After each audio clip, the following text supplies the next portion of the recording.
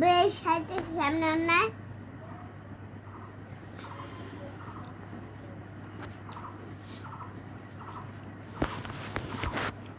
আসসালামু আলাইকুম।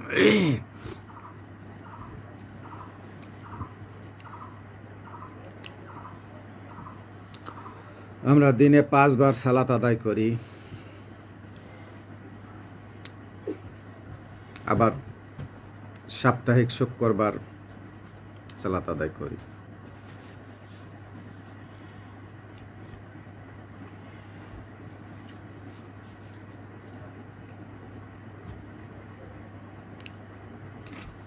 তো আসলে সালাত শব্দের অর্থটা কি?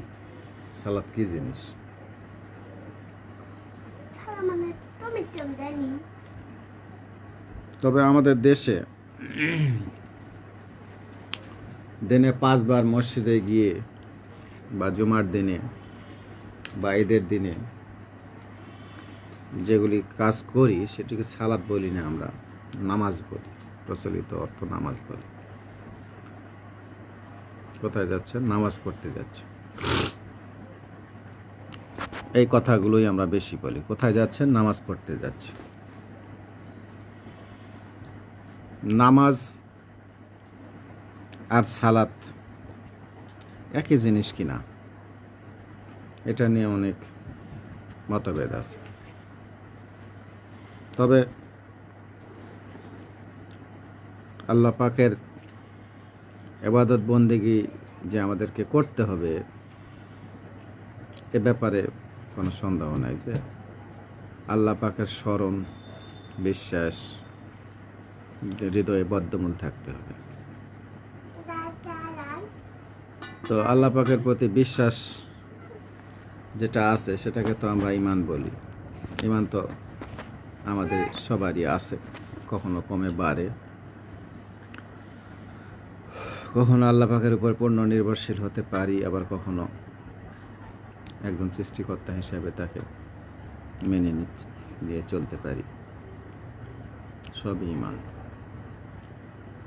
ঈমানের অনেক অংশ আছে। তো সেই ঈমান কম বেশি যাই হোক, সেই ঈমানটার কিছু বাস্তবায়ন থাকা দরকার। সেই বাস্তবায়নটা হচ্ছে নামাজ বা সালাত। সালাত যদি আমরা যেভাবে আদায় করছি সেভাবে আদায় করা না হতো, তাহলে সমাজে আমি কোন ধর্মের, আপনি কোন ধর্মের বোঝা একটু মুশকিল হতো। এই কারণে সালাতের যে ধরনটা বর্তমানে সমাজে প্রচলিত আছে সেটা ভালো, খারাপ না। কিন্তু সালাতের অর্থ কি এই নামাজই? এ ব্যাপারে একটু দু একটা কথা আলোচনা করা যেতে পারে, যদিও এ ব্যাপারে বিভিন্ন রকমের পথ আছে। সালাত অর্থ নামাজ, ফার্সি শব্দ, যেটা ইরান থেকে এসেছে।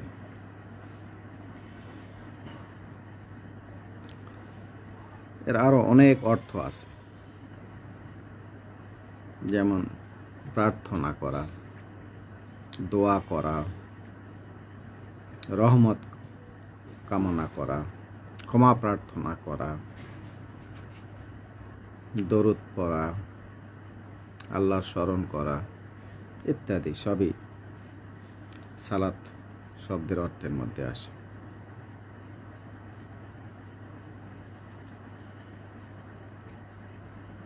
এখন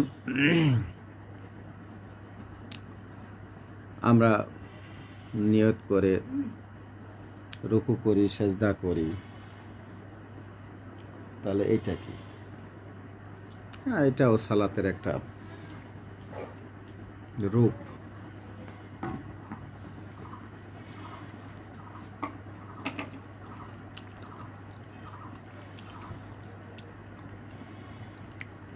প্রকাশভঙ্গি।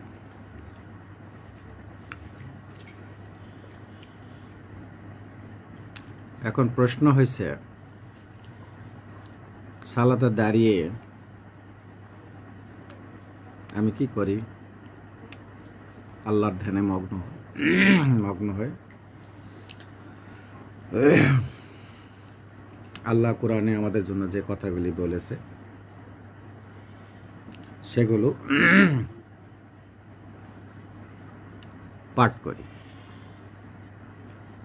আল্লাহ যেভাবে পাঠ করেছে, যেভাবে নাজিল করছে সেইভাবেই পাঠ করি। আবার কেউ কেউ সালাতকে যদি প্রার্থনার দৃষ্টিতে দেখেন, তাহলে উনি কি করবেন?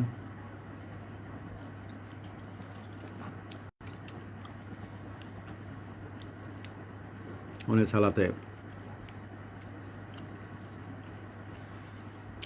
সূরা ফাতিহা পাঠ করবেন। ফাতিহা তো একটা প্রার্থনা। এরপরে রাব্বানা আতিনা ফিদ দুনিয়া হাসানাতাও ওয়া ফিল আখিরাতি হাসানাতাও, এই আয়াতও পাঠ করতে পারেন। রাব্বানা হাব লানা মিন আজওয়াজিনা যুররিয়াতিনা কুররাতা আইন ওয়াজআলনা লিল মুত্তাকিনা ইমামা, এই আয়াতও পাঠ করতে পারেন। অর্থাৎ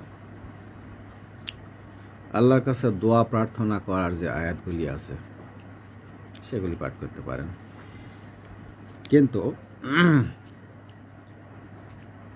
প্রচলিত নিয়মে আমরা দেখতে পাচ্ছি যে কোরআনের ধারাবাহিকভাবে যে সূরা নাজিল করা, সূরা সেট করা আছে, সেই ধারাবাহিকতার ক্রমানুসারে আগেরটা আগে, পরেরটা পরে আয়াতে পাঠ করা, পরের রুকুতে পাঠ করা হয়, পরের রাকাতে। এইভাবে আমাদের সমাজে নামাজের প্রচলন আছে, সালাতের প্রচলন আছে। কিন্তু এটা এমনভাবে সমাজে প্রতিষ্ঠিত আছে, এর বাইরের কোনো রূপকে আমরা সালাত মনে করি না। যেমন অনেকে মনে করছে শুক্রবার দিন হুজুর খুতবা পাঠ করে আরবিতে, কিছুই বুঝি না, কারণ বাংলা ভাষা আমাদের মাতৃভাষা, যার জন্য আমরা মনোযোগ দিয়ে সে কথাগুলি শুনতেও পারি না, বুঝতেও পারি না। এরপরে হুজুর 2 রাকাত নামাজ আদায় করেন, সালাত আদায় করেন।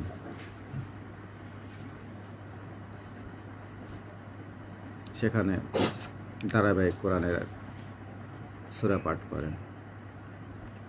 এরপরে খেয়াল করে দেখছি হুজুর সালাম ফেরানোর পরই কিছু মানুষ মনে করে এরপরে আরও 4 রাকাত নামাজ পড়তে হবে। কাজেই বসে একটু জিকির করা বা একটু দোয়া দরুদ পাঠ করা, এরপরে দোয়া করা সম্মিলিতভাবে 10টা মানুষ এক জায়গায় বসে যদি দোয়া করা হয়, অনেক সময় আল্লাহ পাক সেই দোয়া কবুল করতে পারে। এই জন্য হুজুর যখন দোয়া করে, ইমাম সাহেব,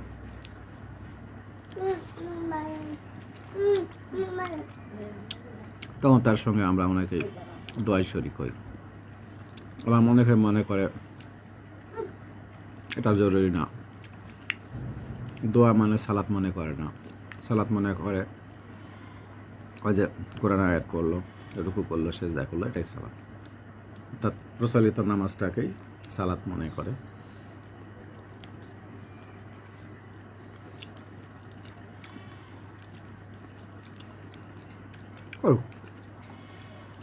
আসলে সকল কিছুরই সম্মিলিত রূপ হচ্ছে সালাত।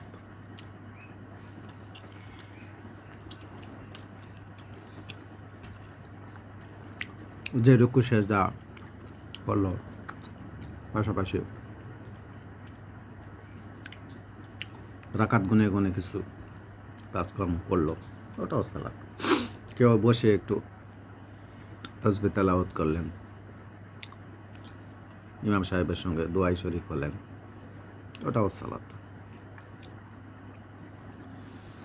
কেউ মসজিদের কোনায় বসে একটু ধর্ম নিয়ে একটু আলাপ আলোচনা করলেন, ওটাও সালাত। অর্থাৎ বিশ্বাস অর্জনকারীরা যারা বিশ্বাসী, তারা সকলে মিলে একটা পবিত্র স্থানে বসে বা পবিত্র মনোভাব নিয়ে আল্লাহ পাকের ধ্যান খেয়াল মনের মধ্যে রেখে যে কাজগুলি করছে, আমি তো মনে করি সবই সালাতের অংশ বা সবই সালাত। এখন প্রশ্ন হচ্ছে এ নিয়ে অনেক মতভেদ আছে। হ্যাঁ, মতভেদ থাকতেই পারে, আমি এগুলি কিছু মনে করি না। মতভেদ যার যার ব্যক্তিগত বিষয়। তবে এটার সম্মিলিত রূপ হচ্ছে সালাত। সালাতের আরও অর্থ আছে, শান্তি। আমরা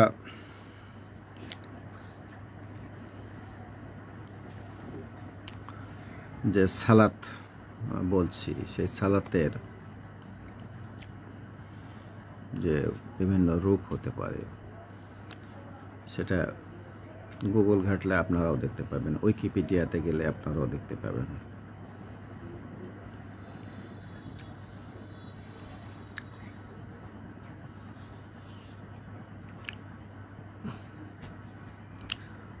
আবার সালাতের আরও কিছু অর্থ আছে, নিবিড় অনুসরণ, সংযোগ, যোগাযোগ, আনুকূল্য, সহযোগিতা, সমর্থন, অনুগ্রহ, দোয়া, আশীর্বাদ, প্রার্থনা, এরকম।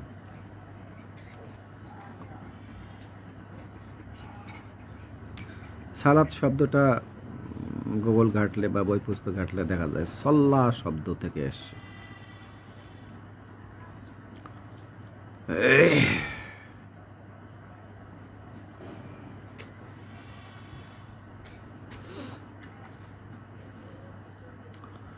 অর্থাৎ নিবিড় অনুসরণ,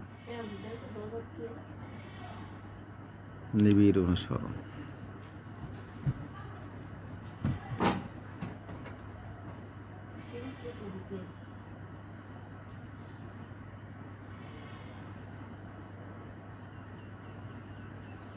অর্থাৎ সামনে কেউ আছে, তার দিকে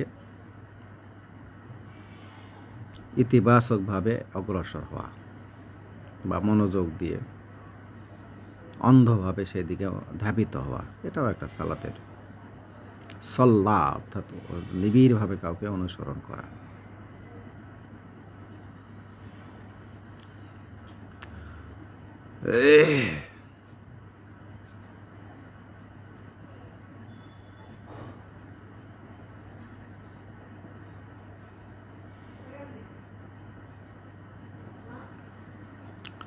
আল কোরআনের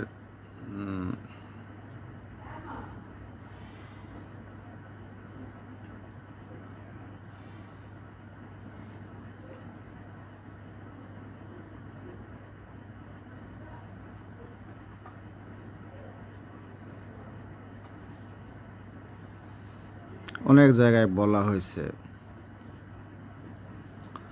যেমন আল্লাহুম্মা সাল্লি আলা সাইয়্যিদিনা নাবিয়ানা শাফিয়ানা হাবিবানা, যে দরুদ আমরা পাঠ করি, আল্লাহুম্মা সাল্লি আলা মুহাম্মদ ওয়া আলি মুহাম্মদ কামা সাল্লাইতা আলা ইব্রাহিম।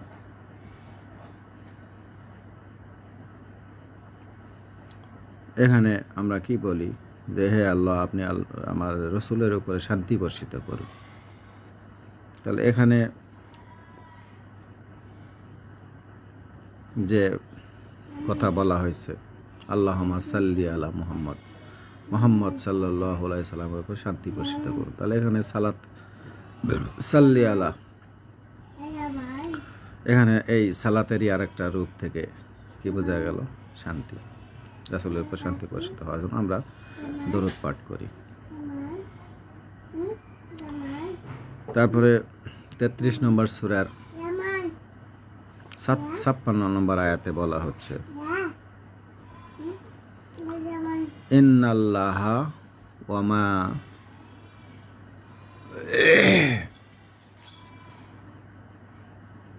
ইকাত্তাহু ইউসাল্লুনা আলান নাবী ইয়া আইয়ুহাল্লাযীনা আমানু সাল্লু আলাইহি ওয়া সাল্লিমু তাসলিমা। একটা পরিচিত হয় যে আমরা যখন বিশেষ করে আমাদের সমাজে প্রচলিত মিলাদ আছে না, সেই মিলাদের সময় এই আয়াতটা হুজুররা প্রচুর পাঠ করে। ইন্নাল্লাহা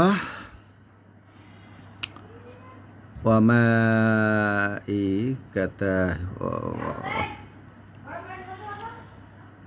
ওয়া মালাইকাতাহু sorry ইন্নাল্লাহা ওয়া মালাইকাতাহু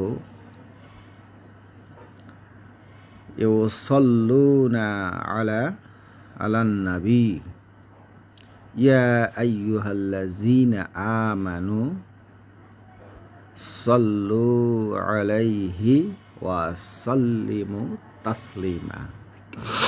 এই সল্লু এগুলো সব সালাতের অংশ, সালাতেরই বিভিন্ন রূপ। এটাকে আমরা কি দোয়া করি? এখানে নবীর জন্য আমরা দোয়া করি এই আয়াতে। এই দোয়া এর অর্থটা কি? বিভিন্ন অর্থ আছে, নিজের থেকে না বলি, আলেমরা যেটা করছে সেটাই বলি। নিশ্চয় আল্লাহ পাক নবীর প্রশংসা করেন এবং তাঁর ফেরেশতাগণ নবীর জন্য দোয়া ইস্তেগফার করেন। হে বিশ্বাসীগণ, আপনারাও নবীর উপর সালাত পাঠ করুন এবং তাকে যথাযথভাবে সালাম জানাবেন। আরও অর্থ আছে, নিশ্চয় আল্লাহ পাক নবীর জন্য প্রশংসা করেন এবং তার ফেরেশতারা নবীর জন্য দোয়া প্রার্থনা করেন। হে বিশ্বাসী, আপনারাও নবীর উপর দরুদ পাঠ করুন এবং যথাযথভাবে সালাম জানান। আরও আছে, আল্লাহ নবীর প্রতি অনুগ্রহ করেন এবং ফেরেশতাগণ নবীর প্রতি অনুগ্রহের জন্য প্রার্থনা করেন। হে বিশ্বাসীগণ, আপনারাও নবীর প্রতি রহমত বর্ষণের জন্য আল্লাহ পাকের কি করিচ্ছে একদম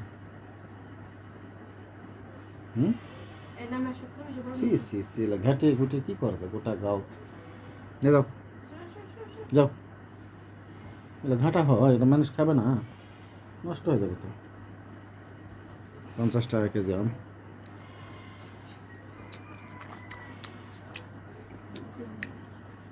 যাও, খা লাগবে না, যাও।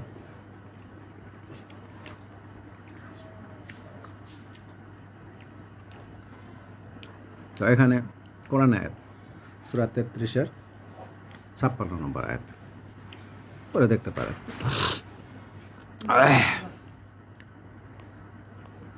তো এখানে আল্লাহ পাক কি বলছেন? নিশ্চয় আল্লাহ পাক রাসূলের উপরে শান্তি বর্ষণ করেন, করুণা দান করেন, অনুগ্রহ করেন এবং তার ফেরেশতাগণ নবীর জন্য দোয়া প্রার্থনা করেন শান্তির জন্য। এবং বিশ্বাসীগণ, আপনারাও তার জন্য দোয়া প্রার্থনা করুন এবং তাকে উত্তম রূপে দরুদ সালাম পেশ করুন। এই যে এটা বলছে,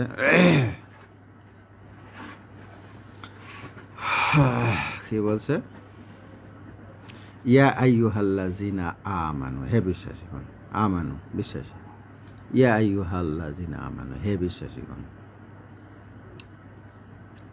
সাল্লু আলাইহি সাল্লিমু তাসলিমা। অর্থাৎ আপনারাও বিশ্বাসীগণ, আপনারাও রাসূলের জন্য করুণা প্রার্থনা করুন আল্লাহ পাকের কাছে, অনুগ্রহ প্রার্থনা করুন, শান্তির জন্য দোয়া করুন এবং উত্তম রূপে তাকে দরুদ ও সালাম পাঠ করুন। সাল্লিমু তাসলিমা, তাসলিমা অর্থ হচ্ছে মর্যাদা বা অভিবাদন করা, কাউকে প্রশংসা করা। আপনারাও তার জন্য দোয়া প্রার্থনা করুন আল্লাহ পাকের কাছে এবং তার জন্য প্রশংসা করুন, তার উত্তমভাবে দরুদ ও সালাম পাঠ করুন তার জন্য। তাহলে এই যে এখানে সালাত অর্থ অনুগ্রহ, তাহলে কি বুঝবেন? তাহলে কোরআনের মধ্যে যেহেতু সালাতের বিভিন্ন রূপ বলা হয়েছে, সেটা আমরা নামাজের মধ্যে অনেকেই আবদ্ধ করে দিতে চাই। নামাজ বলতে ওই যে ফার্সি শব্দ, তবে ওটাও সালাতের অংশ, সালাতের ওটাও একটা রূপ। এটাকে কোনোভাবেই এটাকে অন্য কিছু ভাবা যাচ্ছে না।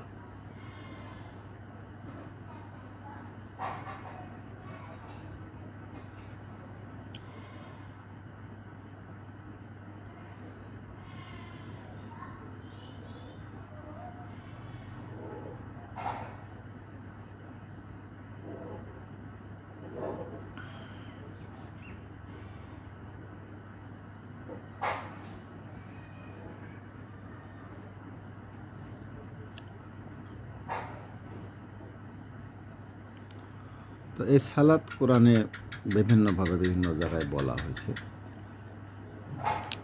আমরা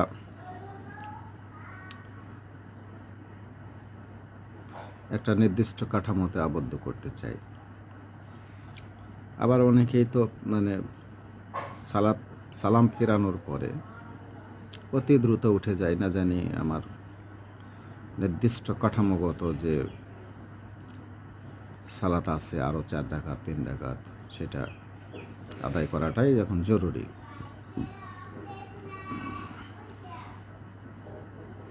এখানে হুজুর কি বলছে অত জরুরি নয়।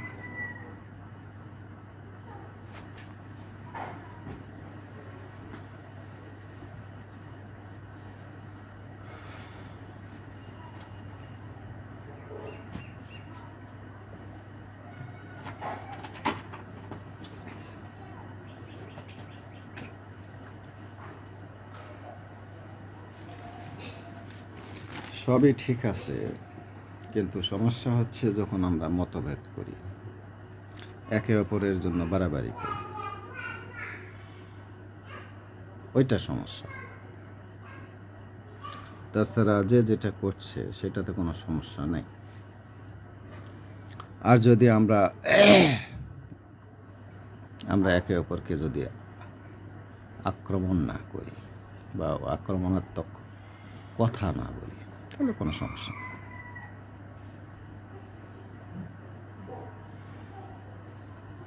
মূলত আমাদের সম্মিলিত একটা প্রচেষ্টা আল্লাহ পাকের স্মরণে, এগুলি সবই সালাতের আওতাধীন হয় আর কি।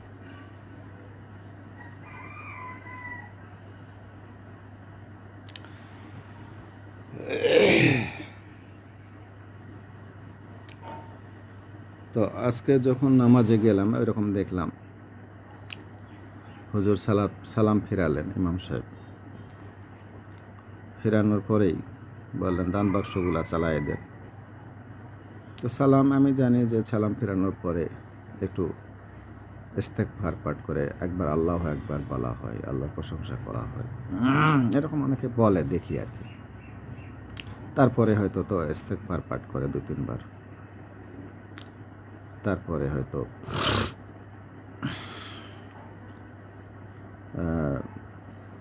সুবহানাল্লাহ, আল্লাহ আলহামদুলিল্লাহ, আল্লাহ একবার 33 বার করে পাঠ করে। এটাই করা হয় আমি জানা মতে। তো হুজুর তো ওই বলল যে দান বাক্স চালাইয়ে দেন। আর মুসল্লিরা কি করে, অনেকেই ওই যে তাকে আরও পরে আরও 4 রাকাত বাদ আল জুমা পড়তে হবে, এটা না পড়লে তো তার নামাজ শেষ হলো না।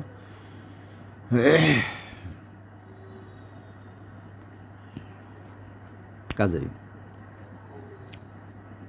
তার তো ওই হুজুরের সঙ্গে দোয়া করে আরও 10-15 মিনিট, আলমের সঙ্গে দোয়া করে 10-15 মিনিট 20 মিনিট ব্যয় করা মুশকিল, কারণ তার তো টার্গেট পূরণ হবে না, আরও 4 রাকাত নামাজ পড়তে হবে। এই যে একটা মনের মধ্যে অস্থিরতা, এটা ঠিক নয়। তবে তো সে 4 রাকাত সালাত আদায় করলো, আরও ভালো করে, এটা সুন্দর প্রশংসার বিষয়।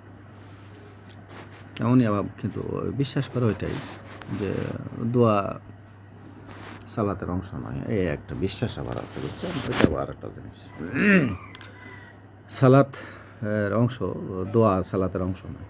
যে হাত তুলে দোয়া করাটা, রব্বানা আতিনা, এটা দোয়া করি, অনেকে ফ্যাশন করে করি, আবার অনেকে মন থেকে আল্লাহর কাছে করুণা প্রার্থনা করি। 10 জন মিলে করলে আল্লাহ পাক অনেক সময় ক্ষমা করেন বা কবুল করেন, এই কারণে করা হয়। তো ওটাকে অনেকে জরুরি মনে করে না, বিশ্বাসগত ব্যাপার এটা, বিশ্বাস করে যে এটা জরুরি না। আবার অনেকে বিশ্বাস করে সালাতেরই তো অংশ, এটাও তো সালাত। আমি যেমন মনে করি এটাও সালাত, অর্থাৎ আমি তো আল্লাহর স্মরণেই আছি, আল্লাহর কাছে চাচ্ছি। যাকে আমি বিশ্বাস করি না তার কাছে তো চাইতে পারি না, তাই না? বিশ্বাস চাচ্ছি তার কাছে, সবাই মিলে চাচ্ছি, 10 জন মিলে চাচ্ছি। দেখি আল্লাহ যদি 10 জনের ওসিলায় 1 জনের কবুল হয়, বা 1 জনের ওসিলায় 10 জনের কবুল হয়, এই আর কি। সকলের সামাজিকভাবে একটা প্রতিষ্ঠিত ইবাদত আর কি, এই জন্য করি। আর ওই যে সালাতের অর্থ একটু জানছিলাম বিভিন্ন জায়গায় ঘাটে ঘুটে যে খালি তো দোয়া রুকু করে কোরআনের আয়াত পাঠ করাই তো সালাত নয়, সালাতে তো আরও রূপ আছে। সেই কারণে আমি দোয়া দরুদ শরীফ পড়ি, সব কিছু মিলেই তো সালাত। হলো না পরের 4 রাকাত নামাজ, সময় পেলাম না, হলো না, সময় পেলাম পড়লাম, আরও বেশি পড়লাম, আরও 2 রাকাত পড়লাম, সমস্যা নেই, পড়েন, তাই না? এই যে তো সালাত আল্লাহ পাক যেহেতু ফিক্সড করে দেয়নি, নির্ধারিত করে দেয়নি যে সালাতের এই একটাই রূপ, সেই কারণে সব কিছুকেই আমি বিশ্বাস করি। যেমন কোরআনে সূরা বাকারাতে 43 নম্বর সূরা বাকারা 2 নম্বর সূরা 43 নম্বর আয়াতে আল্লাহ পাক বলেছে যে আকিমুস সালাত ওয়া আতুজ যাকাত।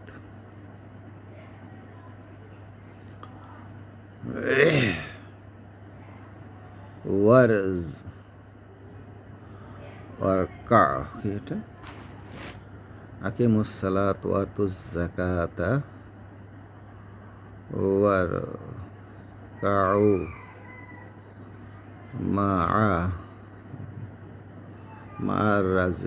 মা'আর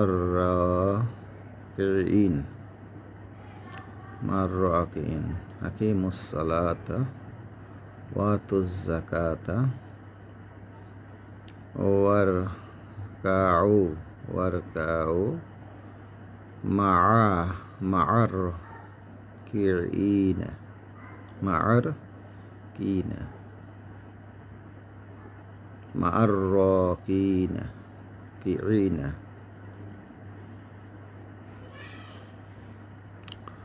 অর্থাৎ কি এখানে বলা হয়েছে আপনারা যথাযথভাবে সালাত আদায় করুন। আকিমুস সালাত, আপনারা সালাতকে প্রতিষ্ঠিত করুন।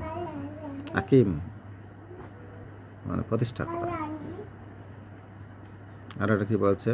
ওয়াতুজ যাকাত, যাকাত আদায় করুন। তারপর কি বলছে?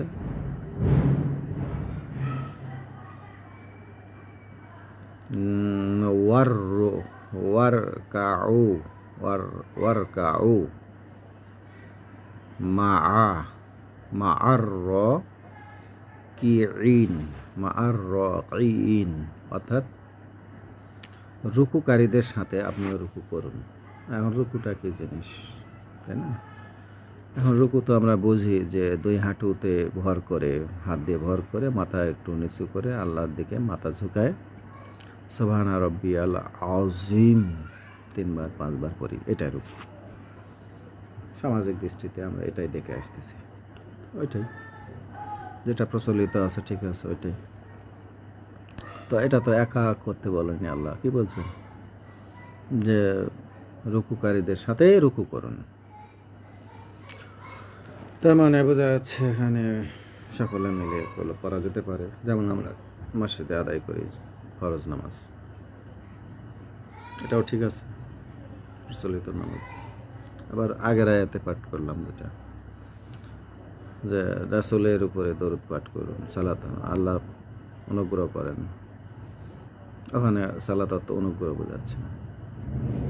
আচ্ছা, তো একটা নির্দিষ্ট বন্ধনে আবদ্ধ নেই কিন্তু সালাত, সেটাই বোঝাতে চাচ্ছি, অন্য কিছু না। আমি কারোর সঙ্গে দ্বিমত পোষণ করছি না, মতবিরোধও করতে চাচ্ছি না, কোনো নির্দিষ্ট কাঠামোতে আবদ্ধ নাই, সেটা বোঝাতে চাচ্ছি।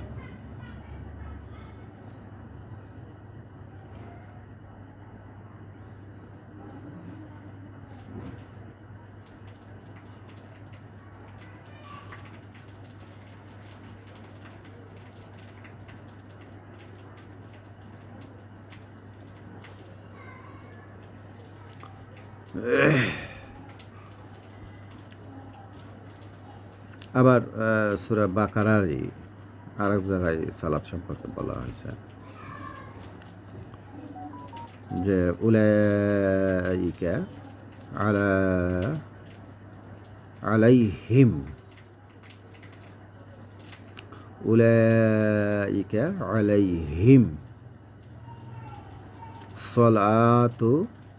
সালাতুন মির রাব্বিহিম ওয়া রাহমাতুন ওয়ালাইকা হুমুল মুফতাহুন। এখানে বলা হয়েছে ওই সমস্ত লোকদের জন্য তাদের প্রতিপালকের পক্ষ থেকে ক্ষমা এবং করুণা বর্ষিত হয় এবং তারা সুপথপ্রাপ্ত ব্যক্তি। তাহলে এখানে ক্ষমা এবং করুণা অর্থ সালাত বোঝানো হয়েছে। উলাইকা আলাইহিম সালাওয়াত, এই যে সালাত, সালাআতুন মির রাব্বিহিম ওয়া রাহমাত, এই যে রহমত, আল্লাহ পাকের পক্ষ থেকে রহমত পায় কোন সমস্ত ব্যক্তি? ওই সমস্ত ব্যক্তি যারা কি করে? আল্লাহ পাকের পক্ষ থেকে তারা রহমত বর্ষণ পায়, রহমত পায়।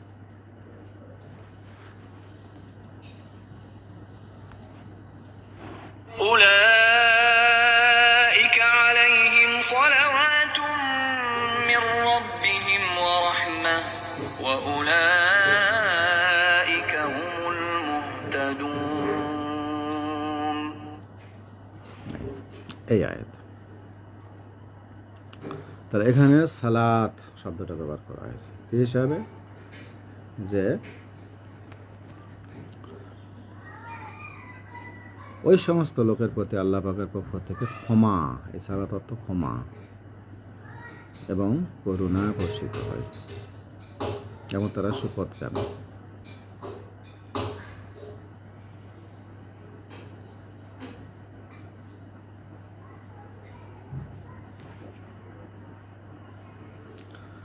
তাহলে সালাতের রূপ বোঝা যাচ্ছে যে একটা নির্দিষ্ট কাঠামোতে আবদ্ধ নেই।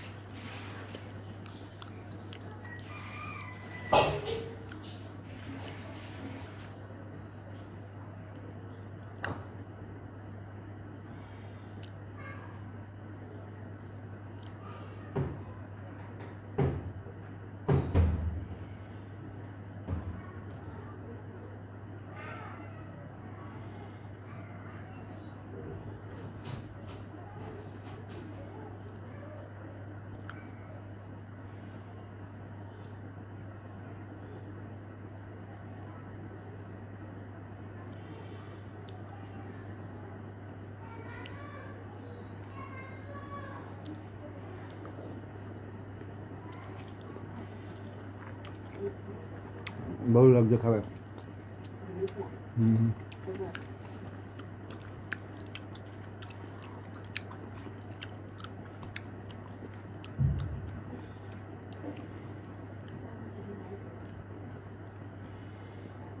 আচ্ছা, সূরা আহজাব 43 নম্বর আয়াত।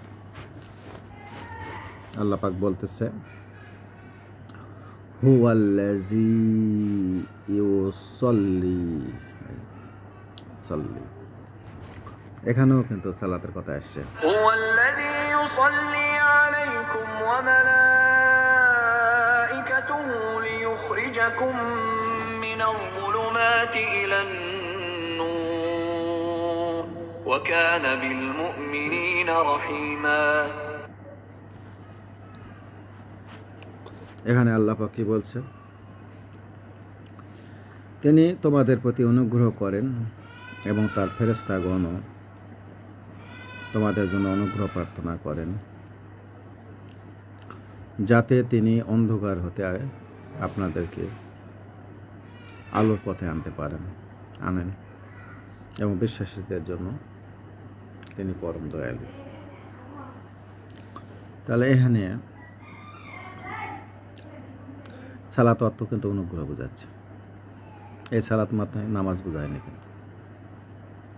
তাহলে কোরআনে বহুবার, কেউ কেউ বলে 82 বার, যাক অনেকবার বলা হয়েছে সালাতের কথা। সববারই কিন্তু সালাত মানে কিন্তু আমরা যে রুকু সেজদা করে যেটা করি ওইটা নয়, এটার বিভিন্ন রূপভেদ প্রকারভেদ আছে। কাজেই বিভিন্ন রূপ দেখে আমাদের মাথা অনেক সময় গরম হয়, বিভিন্ন রকমের চিন্তা ভাবনা করি, কি করে এইসব, সবই ঠিক আছে। অর্থাৎ মতবিরোধ বাড়াবাড়ি এগুলি করার সুযোগ নেই, সবই সালাত যদি আল্লাহ পাকের উপর বিশ্বাস থাকে।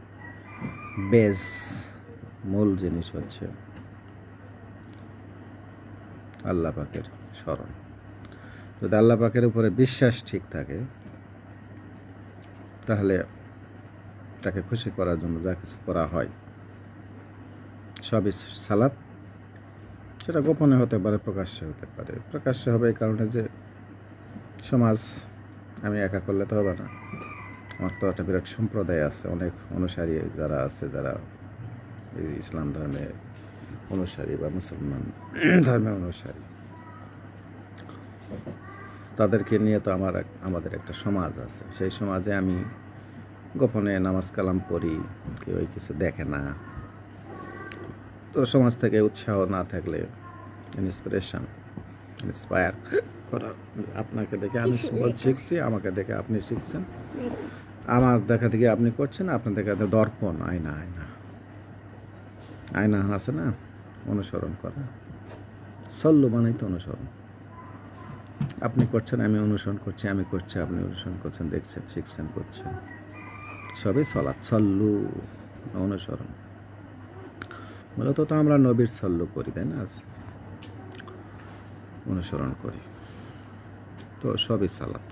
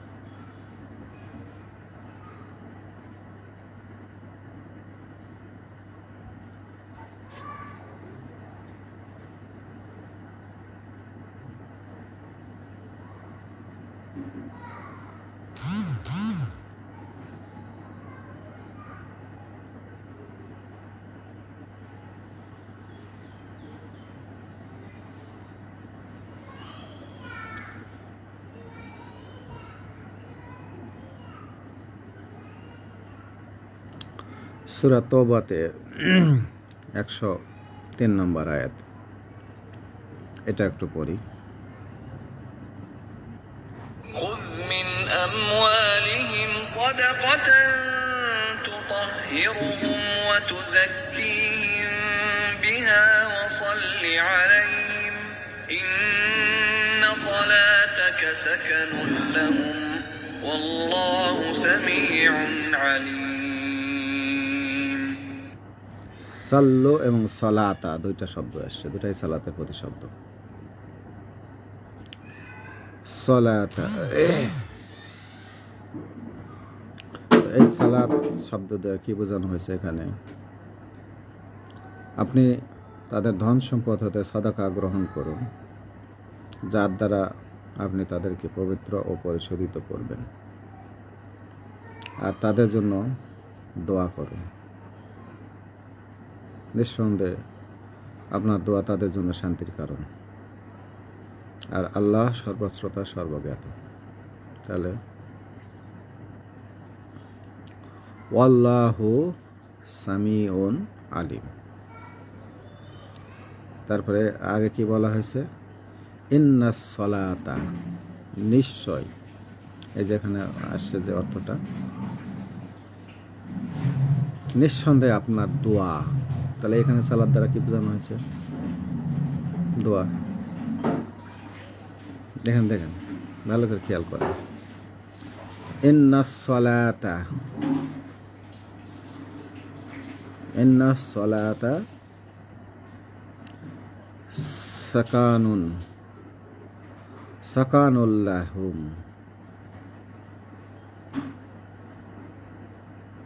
নিশ্চয় আপনার দোয়া তাদের জন্য কি শান্তির কারণ। তাহলে এখানে দোয়া সালাত দ্বারা কি বোঝানো হলো? দোয়া। তাহলে সালাত কি একটা নির্দিষ্ট গণ্ডিতে আবদ্ধ থাকলো? থাকলো না। তাহলে এই যে গণ্ডিতে আবদ্ধ করার জন্য আমরা পিড়াপিড়ি করি, বা সালাতের মধ্যে যে আমরা বিভিন্ন মতভেদ যোগ করি, এটা না হলে হবে না, ওইটা না হলে হবে না, এটা করা ঠিক না। বরং সকল কিছুর সম্মিলিত রূপ সালাত।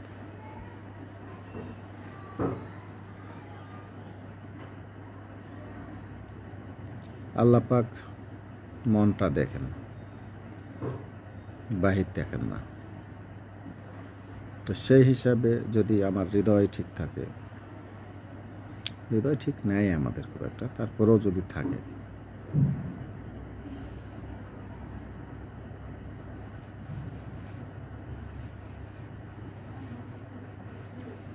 তবে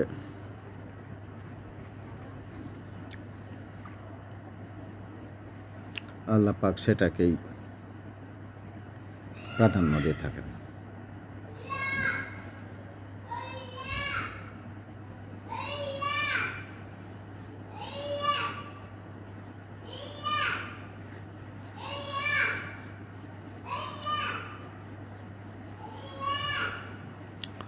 বনি ইসরায়েলের 110 নম্বর আয়াতে কি বলা হয়েছে দেখি।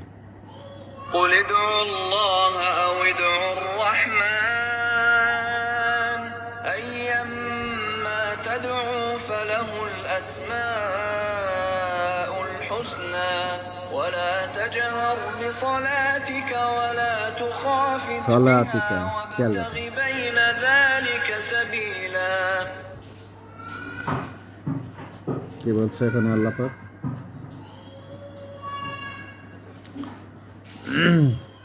বলুন, আপনারা আল্লাহর নামে আহ্বান করুন অথবা রহমান নামে আহ্বান করুন। আপনারা যে নামেই তাকে ডাকেন, সব সুন্দর নামই তাঁর। আর আপনি সালাতের মধ্যে স্বর উঁচা করে ডাকুন বা স্বর নিচা করে ডাকুন, উচ্চ শব্দে ডাকুন বা ছোট শব্দে ডাকুন, সবই, বা এই দুইটার মাঝামাঝি মধ্যম স্বরে আল্লাহকে ডাকুন, সবই ঠিক আছে। তার মানে আমরা যখন সালাত আদায় করি, নামাজ পড়ি, যেটা প্রচলিত নাম, দেখবেন ইমাম সাহেব খুব জোরে জোরে রাত পাঠ করছে, কখনো কখনো মাইকে পাঠ করছে, কখনো শুধু মুখে পাঠ করছে। পেছনে মুসল্লি যদি অল্প থাকে তা তারা শুনছে, যখন বেশি মুসল্লি তখন মাইকে পাঠ করছে, সবাই শুনছে। আবার কখনো কখনো মনে মনে পাঠ করছে। সবই আল্লাহ পাকের স্মরণ। কি বলছেন আল্লাহ পাক? যে সবই ঠিক আছে। এখন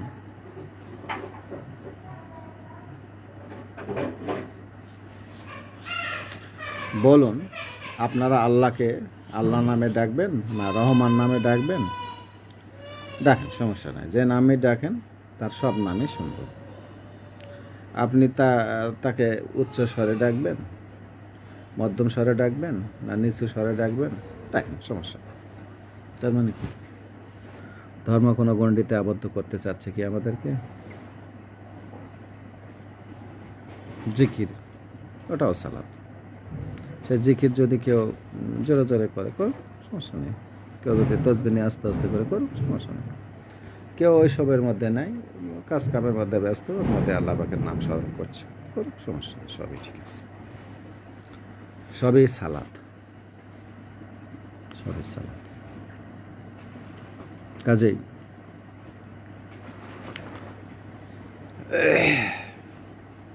মূলত আমাদের স্মরণ করা, আল্লাহকে খুশি করার মানসিকতাটা হৃদয়ে বদ্ধমূল থাকাটাই আসলে এই সালাতের ধরন এবং সালাতের রকম এবং সালাতের বিভিন্ন মন মানসিকতা ও মতবিরোধ যখন চোখে আসে তখন খারাপ লাগে।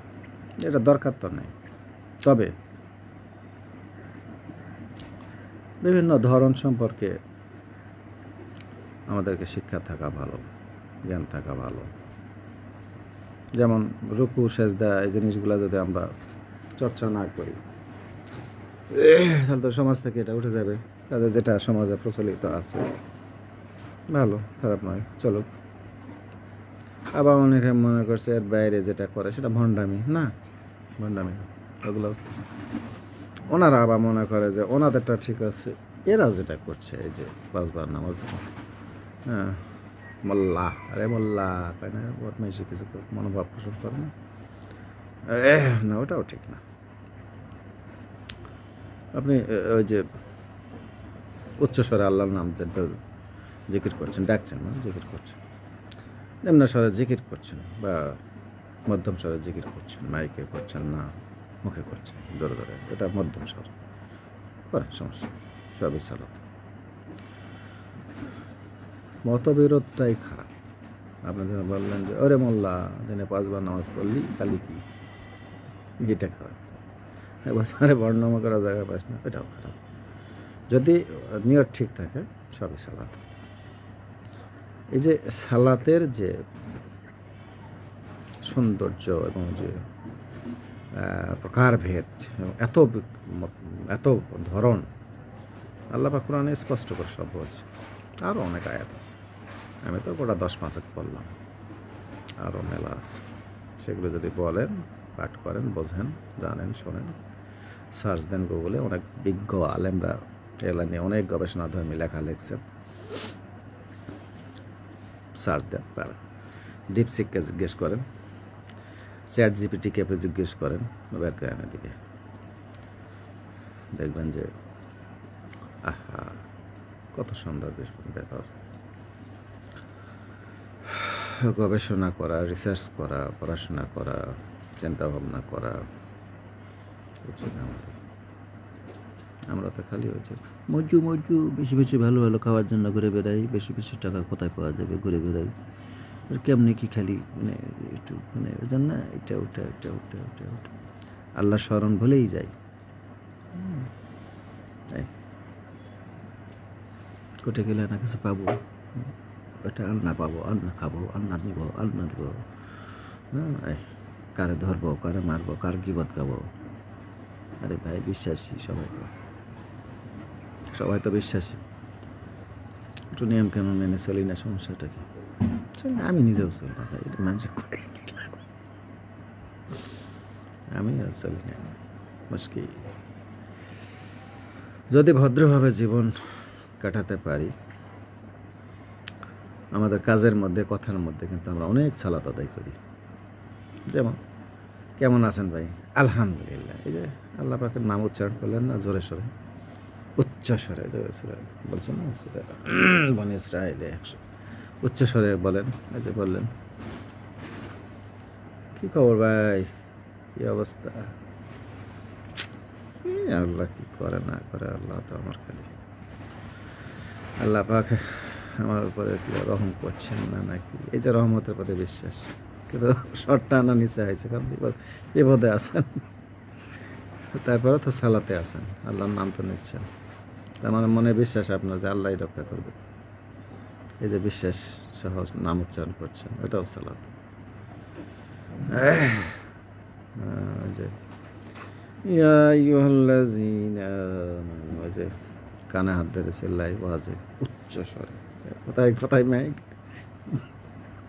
বাস স্ট্যান্ডে মাহফিল হচ্ছে, আর ঠুকনিপাড়া থেকে শুনতে পাচ্ছি, কি জন্য মাইক উচ্চ স্বরে। সমস্যা নেই, মানুষের যদি সমস্যা না হয়, কোনো রোগীর যদি ক্ষতি না হয়, পথচারী যদি বিরক্ত না হয়, তাহলে উচ্চ স্বরে করেন, সমস্যা নেই। কিন্তু মানুষ বিরক্ত হয় অনেক সময়। তো যাই হোক, সবই সালাত সবই সালাত। কিন্তু সালাতের এত প্রকার ভেদ, আরও যদি 10-15টা আয়াত বলতে পারতাম, পড়তে পারতাম, তাহলে আমারও জানা হতো। আমি কিন্তু দেখে দেখে পড়লাম আর কি, মুখস্থ নাই। তো যাই হোক, সালাতের এতই সৌন্দর্যতা আছে, সকল কিছু সালাতের আওতা। আল্লাহ পাক আমাদেরকে একটু এ নিয়ে চর্চা করার, পড়াশোনা করার, জানার বোঝার তৌফিক দেখ, এবং আমাদের উপরে বেশি বেশি সালাত মানে শান্তি বর্ষণ করবে আর কি। আসসালামু আলাইকুম।